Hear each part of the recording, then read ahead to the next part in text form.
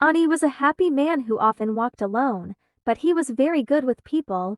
There was a program called the Crashed Program where people could get jobs sweeping the streets.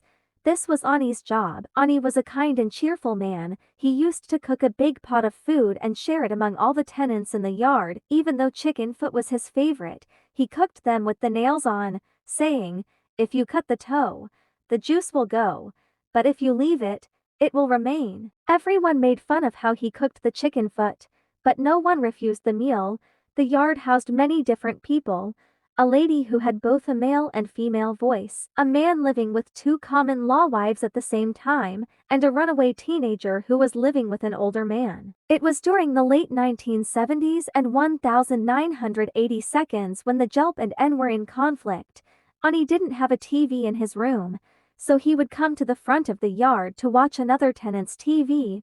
No one could sleep early because of the election turmoil. Anyone who locked up before midnight would have stones thrown at their house by the young men on the street to wake them up. One night, Ani was sitting on the broad veranda rail with his butt dangling off.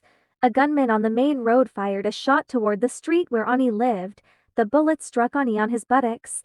Startled, Ani ran into the lady's room at the front of the yard to see what had happened to him. The young men on the street rushed him to the hospital, but by the time they arrived, Ani had passed away. No family members came forward on his behalf, so his final resting place was arranged by his friends. After Ani's death, fear gripped the yard. The man who fired the shot tried to enter the yard but was unsuccessful.